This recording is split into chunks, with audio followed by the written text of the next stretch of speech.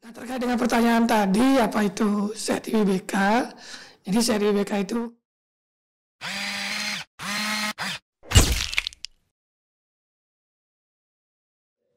Halo Sobat Podcast, kembali lagi berjumpa dengan saya Intan Dwi, di mana pada kesempatan kali ini kita berjumpa lagi pada program Bincang Santai, tentunya dengan perbincangan menarik dan topik yang bermanfaat. Pada kesempatan kali ini saya tidak sendiri karena saya akan ditemani oleh bintang tamu yang sangat luar biasa dengan topik bahasan zona integritas wilayah bebas dari korupsi. Pada kesempatan kali ini saya sudah kedatangan bintang tamu, ada Bapak Astawan. Mungkin sebelumnya saya akan sapa dulu bintang tamu kita pada hari ini. Selamat siang Bapak. Selamat siang, halo sahabat. Bagaimana kabarnya hari ini Bapak? Alhamdulillah baik. Baik, semoga selalu baik ya Bapak ya, karena mungkin sekarang sangat padat dan terima kasih saya ucapkan kepada Bapak karena telah menyempatkan untuk hadir memberikan informasi pada podcast kita pada hari ini. Mungkin bisa Bapak perkenalkan diri supaya sobat-sobat podcast kita lebih mengenal Bapak tentunya ya. Terima kasih adik. Om Swastiastu, selamat siang sobat-sobat podcast. Perkenalkan, nama saya Igede Astawan. Saat ini ditugaskan sebagai ketua tim ZIWBK ya, Zona Integritas Wilayah Bebas dari Korupsi, Fakultas Ilmu Pendidikan Universitas Pendidikan Ganesha. Sehari-hari saya bertugas di PGSD ya sebagai dosen dan dengan tugas tambahan sebagai ketua tim ZIWBK ini. Terima kasih. Baik, terima kasih Bapak. Itulah tadi ya bintang tamu kita yang sangat luar biasa. Beliau juga merupakan ketua tim ZIWBK FIP Undiksa. Baik Bapak, mungkin tentang perbincangan hari ini, mungkin masih banyak sobat-sobat podcast di rumah yang masih awam dengan ZIWBK itu sendiri. Mungkin bisa Bapak bagikan informasi apa sih itu ZIWBK Bapak? Makasih Dek. Ini penting juga kami sampaikan bagian dari sosialisasi sebetulnya dan khususnya kepada Sivitas Akademika FIP Undiksa dan juga kepada sobat-sobat yang terkait dengan penerima pelayanan di Fakultas Ilmu Pendidikan seperti alumni, pengguna alumni dan mitra-mitra.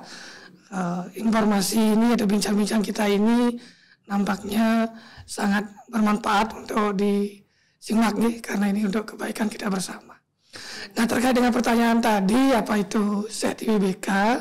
Jadi ZIWBK itu kepanjangan dari ZI itu zona integritas, kemudian WBK itu wilayah bebas dari korupsi. Ya, jadi wilayah bebas dari korupsi, bukan wilayah bebas korupsi gitu ya, karena ini maknanya akan berbeda nanti. Kalau wilayah bebas korupsi itu artinya boleh-boleh saja korupsi, tapi ini tidak. Jadi wilayah bebas dari korupsi. Ada kata darinya gitu Bapak Iya, ya? ada kata darinya. Di situ penekanannya gitu. Iya Bapak. Baik, itu terkait ZIWBK Bapak ya, mungkin bisa dilihat dari kepanjangannya. Lalu bagaimana ya Bapak penerapannya? Seberapa penting sebenarnya adanya ZIWBK ini Bapak? Ya, jadi para sahabat podcast khususnya penerima layanan Fakultas Ilmu Pendidikan, sedikit saya sampaikan bahwa ZIWBK ini, program ini ada begitu diluncurkan oleh pemerintah, itu dilatar belakangi oleh suatu kondisi di mana kita tahu bersama masalah korupsi itu sangat masif terjadi di tengah masyarakat ya. Demikian juga masalah tata kelola pemerintahan gitu ya. Maka dengan adanya program presiden sebetulnya ini berkaitan dengan revolusi mental begitu.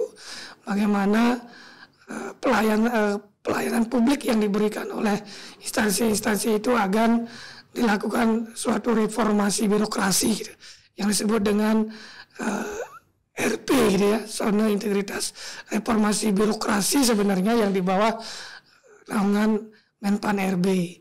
Nah, semua instansi, semua lembaga didorong untuk melakukan reformasi birokrasi yang pada intinya adalah memberikan pelayanan yang terbaik, itu yang disebut dengan pelayanan prima.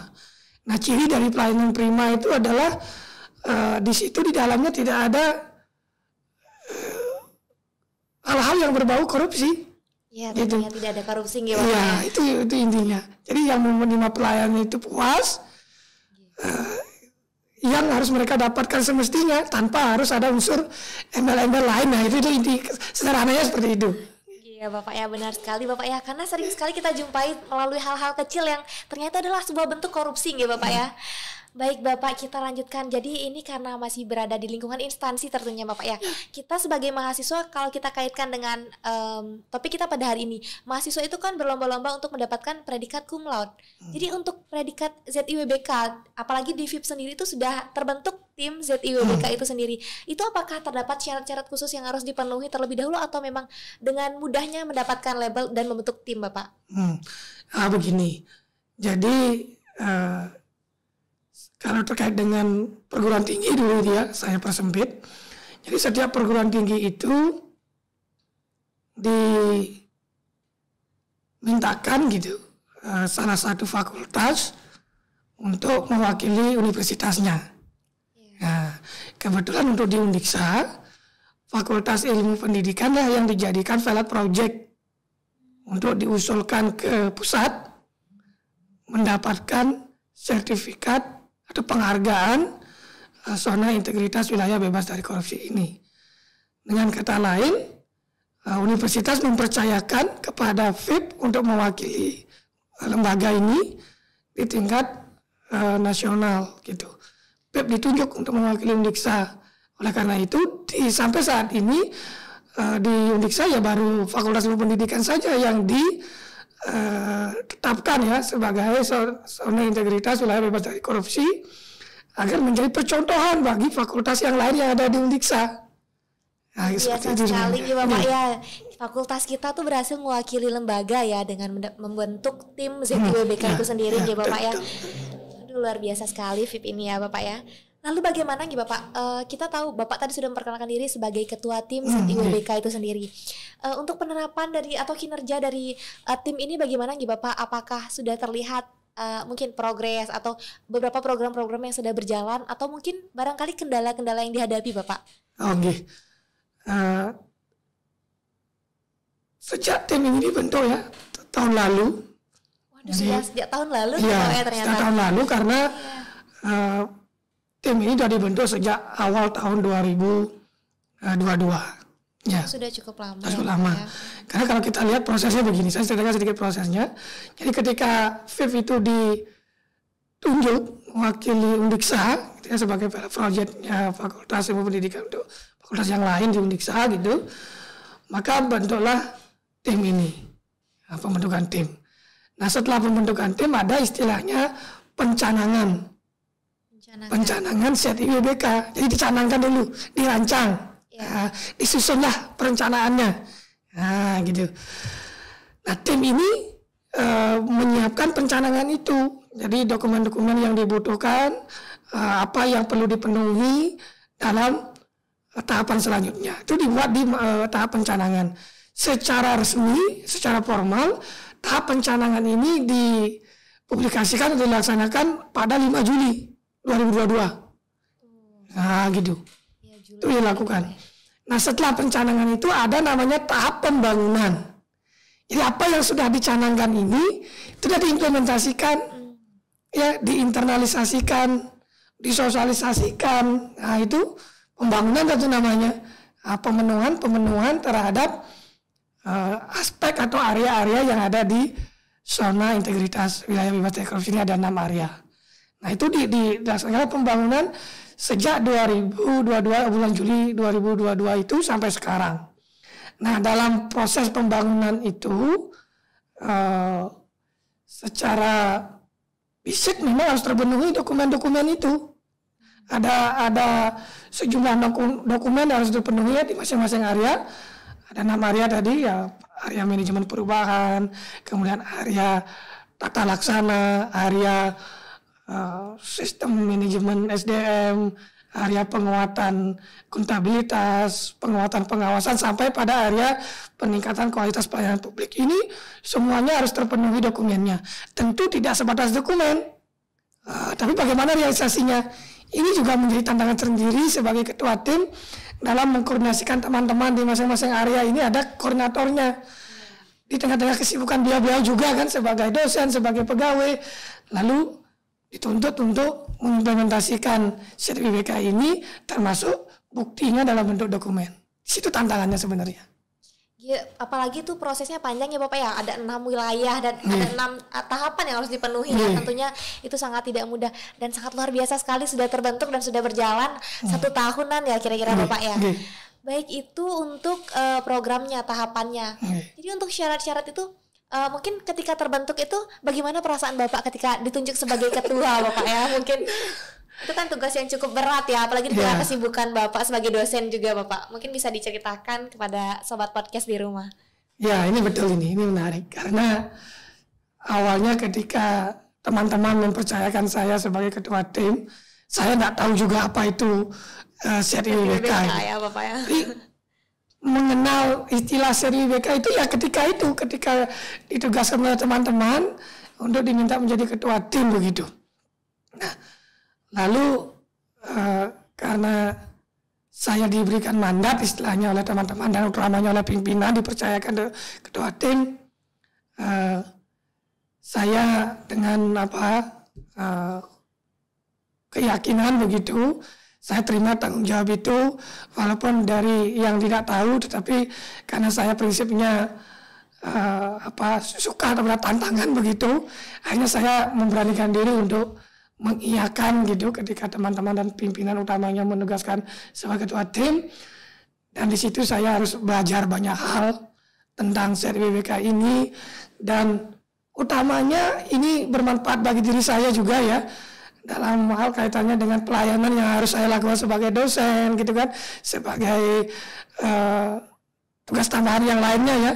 Misalnya sebagai sekretaris jurusan saya kan. Aduh, banyak sekali ya tugasnya Bapak ya. Termasuk jadi korprodi di S2 saya itu. Aduh, makin banyak sekali, luar biasa sekali ketua tim ZIWBK FIP Uniksa ini ya sobat podcast di rumah.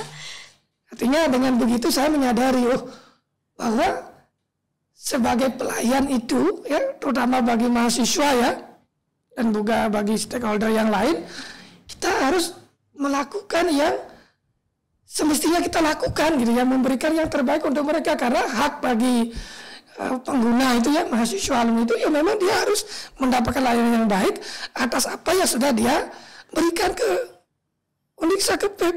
Mereka kan di sini bayar itu kan, nah bayar UKT itu kan, maka dia kan harus mendapatkan pelayanan yang baik dong. Dia hak itu.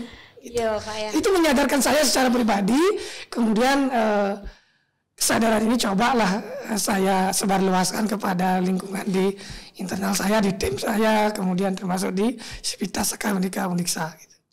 Iya Bapak, berbicara tentang tim yang telah terbentuk dan Bapak juga yang telah berusaha semaksimal mungkin ya Bapak ya untuk mempelajari dari sejak awal sampai sudah berjalan 1 tahun untuk tim ZIWBK itu sendiri. Dengar-dengar itu ada nama dari tim ZIWBK, Bapak mungkin bisa kita bagikan bersama kepada sobat podcast dimanapun mereka berada Bapak. Nama apa? Nama ZIWBK-nya kan ada tuh slogannya Bapak. Oh, itu tagline-nya ya. Tagline-nya ya.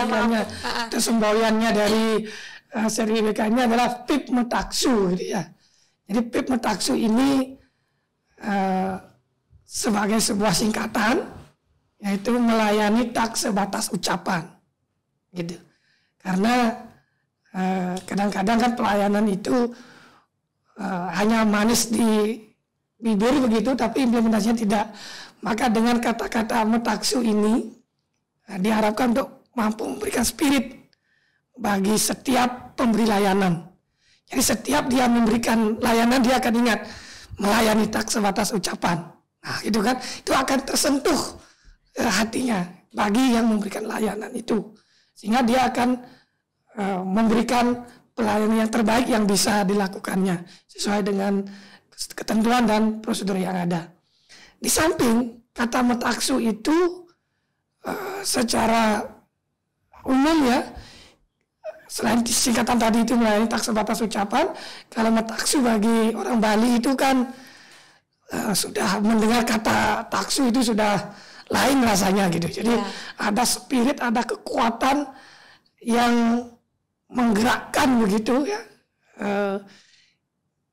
untuk melakukan sesuatu yang terbaik yang bisa diterima oleh orang gitu. Jadi Metaksu itu kan begitu. Jadi pokoknya ada suatu pesona, daya tarik, kekuatan magis gitu ya, yang berwibawa, yang berkarakter, yang memikat, nah gitu, yang menampilkan yang terbaik lah begitu bagi orang yang menerima layanan gitu, yang ikut terlibat di dalamnya itu betul-betul merasakan kehadiran Fakultas Ilmu Pendidikan itu. Itu sih yang tersirat dari kata Metaksu itu. Baik, itu sepertinya semboyan ya Bapak ya, sebutnya semboyan. Oke. Jadi itu ya sobat podcast, dari perencanaan, tahap pembangunan, tahap pembentukan tim ZIWBK FIP Undiksa yang sangat luar biasa sekali telah mewakili lembaga kita untuk dijadikan suatu percontohan ya teman-teman ya. Baik Bapak, mungkin satu pertanyaan lagi nih Bapak ya, karena mungkin beliau juga memiliki kesibukan lain seperti yang tadi telah disampaikan tuh, banyak sekali kesibukan beliau. Mungkin bisa Bapak sampaikan harapan Bapak untuk tim ZIWBK terutama dengan semboyan Metaksu ini bagaimana ke depannya Bapak? Baik, terima kasih. Sebelum itu perlu kami sampaikan, tadi kan pembangunan ya, nah, setelah itu ada namanya penilaian. Nah sekarang kita sudah di tahap penilaian sebenarnya. Nah, penilaian menuju? Untuk mendapatkan atau tidaknya nanti sertifikat itu. Oh begitu ya. Jadi kita ini sekarang ya, per hari ini kita sudah melewati beberapa proses penilaian sebenarnya. Ada penilaian yang dilakukan di internal Undiksa. Jadi ada timnya itu di tingkat Undiksa, 2 orang. Itu sudah dilakukan penilaian. Lalu setelah itu penilaian itu sudah dilakukan oleh tim dari Kemendikbud, namanya tim penilai satuan kerja, Satker. Nah itu sudah dilakukan. Astongkara nilainya bagus, yang dinilai oleh baik oleh internal Undiksa maupun oleh satuan kerja dari Kemendikbud. Setelah itu yang ketiga, itu tahapan sekarang ini sedang ada yang di ketiga itu. Penilaian dilakukan oleh Itjen. Inspektorat Jenderal Kemendikbud, TPI istilahnya, tim penilai internal dari Inspektorat Jenderal. Nah kita menunggu hasil itu sebenarnya. Astongkara kalau lolos dari tim Inspektorat Jenderal ini, maka kita sudah mendapatkan sertifikat ZIWBK itu dari Kemendikbud. Berarti masih ada tahapan masih, ya, satu langkah terakhir nih. Satu langkah terakhir itu sertifikat ada 2 nanti, yang oleh Kemendikbud tadi itu kalau sudah lolos. Nah kalau sudah lolos nanti tahap yang terakhir itu penilaian dari Menpan. Masih ada yang terakhir dari Menpan, jadi 4 penilaian, tahap penilaian. Nah kalau tidak lolos di Kemendikbud otomatis gagal ke Menpan. Nah kalau berhasil di Kemendikbud, lolos dulu di Kemenpan tapi dinilai lagi oleh Kemenpan. Kalau berdasarkan nilai yang dilakukan oleh Kemenpan itu juga memenuhi, baru dapat lagi sertifikat dari Kemenpan RB. Masih panjang. Maka dari itu harapan saya selaku ketua tim kepada tim, tetap bersemangat, berdoa, karena dalam waktu 1-2 hari ini akan keluar hasilnya ya. Saya terserah deg-degan hari ini menunggu hasil itu. Sudah banyak sekali tahapannya. Sangat menanti-nanti hasilnya. Sedang menanti saat ini, sekarang ini. Mungkin nanti malam diumumkan, mungkin besok diumumkan hasilnya gitu. Besok kita akan memberikan kejutan lagi di podcast berikutnya ya. Deg-degan ini dengan hasilnya, terserah ini gitu. Setengahnya kalau ini hasilnya lolos di Itjen akan lolos ke Menpan. Maka dari itu teman-teman di tim ya, termasuk di semua sivitas di FIP Undiksa ya, dan Undiksa, kami berdoa mudah-mudahan kita lolos di Itjen ini sehingga bisa lanjut ke Menpan RB, dan Astongkara nanti lolos juga sehingga predikat itu kita dapatkan. Ini kan tidak hanya sekedar predikat sebenarnya, tetapi bagaimana kita menata Fakultas Ilmu Pendidikan itu ya, sistem kerjanya, tata kelolanya, pelayanannya itu baik, sehingga menjadi budaya kerja ya, dan budaya berpikir yang baik sesuai dengan zona integritas wilayah bebas dari korupsi ini, sehingga pelayanan yang kita lakukan betul-betul pelayanan prima yang betul-betul bebas dari korupsi. Korupsi ya tentunya gitu Bapak ya. Baik, terima kasih Bapak, saya ucapkan tadi sudah dijelaskan seberapa panjang proses dan tahapan-tahapan yang harus dilalui ya. Dan sangat tidak mudah gitu Bapak ya. Dan sangat luar biasa sekali. Mungkin sobat-sobat di rumah harus sekali menyimak ya podcast kita pada hari ini. Baik, sekian saja Bapak ya untuk podcast kita pada kesempatan kali ini. Baik Sobat Podcast di rumah, itulah tadi perbincangan santai kita bersama bintang tamu yang luar biasa, ini Bapak Astawan, dengan banyak sekali kesibukan beliau yang telah meluangkan waktunya pada kesempatan kali ini. Sampai jumpa lagi di bincang santai berikutnya.